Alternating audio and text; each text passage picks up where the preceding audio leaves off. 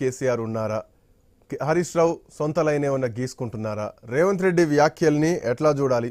ఒకవేళ నిజంగానే ట్రాప్ చేసే ఛాన్సెస్ ఉంటే గనక కేసీఆర్ మరీ అంత అమాయకంగా ఒకరు ట్రాప్ చేస్తుంటే ఆ ట్రాప్లో పడిపోయేంతటువంటి ఒక బలహీనమైనటువంటి పరిస్థితుల్లో ఉన్నారా?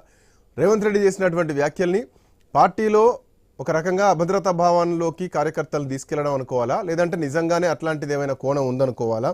ఎట్లా చూడాలి ఈ పాయింట్స్ని శేషు సార్? ప్యానెల్లో ఉన్నటువంటి అందరికీ నమస్కారం.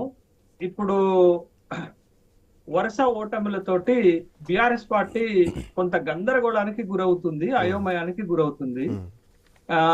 పొలిటికల్ క్రాస్ రోడ్స్ లో ఇప్పుడు బిఆర్ఎస్ నిలబడింది. ఒకవైపు బీజేపీ ఏమో తన ఓటు బ్యాంకును ఎత్తుకపోయింది, ఇంకొక పక్క కాంగ్రెస్ పార్టీ ఎమ్మెల్యేలను ఎత్తుకపోతుంది, రేపు ఎమ్మెల్సీలను ఎత్తుకపోవడానికి ప్రయత్నం చేస్తుంది. ఈ గందరగోళంగా ఉన్న సమయంలోనే బిఆర్ఎస్ పార్టీని ఇంకొంచెం దెబ్బతీయాలనేది అధికార పార్టీ ఎత్తుగడగా పొలిటికల్ స్ట్రాటజీగా నాకు కనపడుతుంది. దాంట్లో భాగంగా మీకు రెండు వ్యూహాలు ఉంటాయండి. ఒకటి ఏంటి అంటే పొలిటికల్ గేమ్ ఉంటుంది, అది ఎమ్మెల్యేలను ఎమ్మెల్సీలను స్థానిక ప్రజాప్రతినిధులను తీసుకుపోవటం. రెండోది మైండ్ గేమ్ పాలిటిక్స్ ఉంటాయి.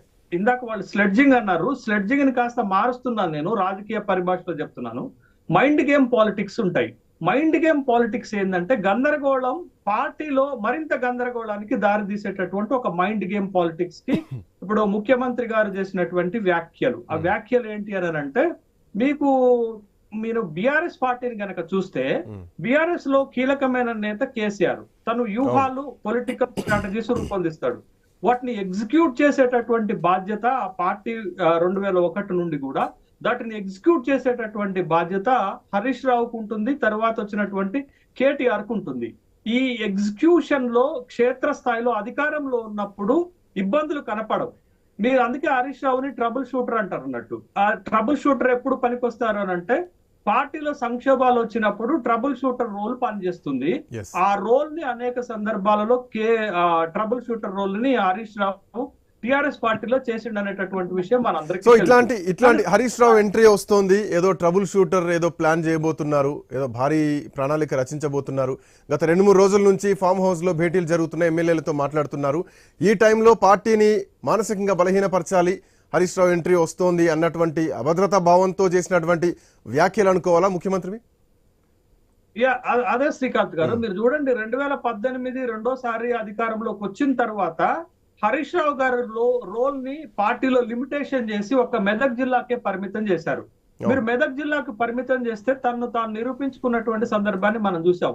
మొన్న కష్టకాలంలో కూడా 2023 శాసనసభ ఎన్నికల్లో కూడా మెదక్ జిల్లాలో 10 శాసనసభ స్థానాలు ఉంటే హరీష్ రావు గారు 7 శాసనసభ స్థానాలు గెలిపించారు.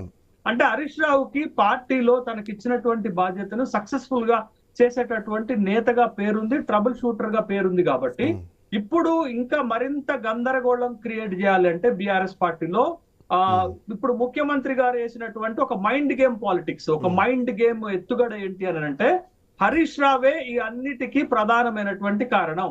ఇవాళ బిఆర్ఎస్ పార్టీ ఈలో ఎమ్మెల్యేలు బయట పార్టీలోకి వెళ్ళటానికి హరీష్ రావే కారణం.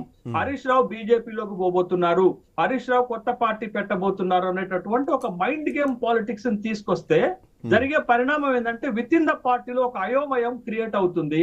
హరీష్ రావు బలంగా పనిచేయకుండా కొంత ఇబ్బంది పెట్టేటటువంటి ఒక కార్యక్రమం అవుతుంది.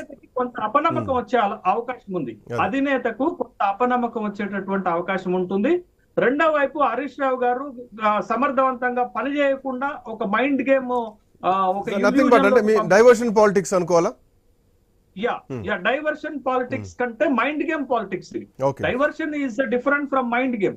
మైండ్ గేమ్ ఏంటి అని అంటే చాలా అంతర్లీనంగా పార్టీని దెబ్బతీసేటటువంటి ఒక కార్యక్రమానికి చూపడుతుంది. మీరు ఎమ్మెల్యేలు మారుతున్నారంటే సర్వసాధారణంగా మీకు మాకు అందరికీ కనపడుతుంది, దాని మీద చర్చ జరుగుతుంది. కానీ విత్ ఇన్ ద పార్టీలో ఏం జరుగుతుంది అనేది బయటకు వచ్చి వాళ్ళు చెప్పేదాకా కూడా మనకు తెలియదు కదా. కాబట్టి mind game politics is very serious ఉంటాయి. మైండ్ గేమ్ పాలిటిక్స్ సొంత పార్టీలో కూడా కుంపట్లు పెట్టేటటువంటి అవకాశం ఉంటుంది.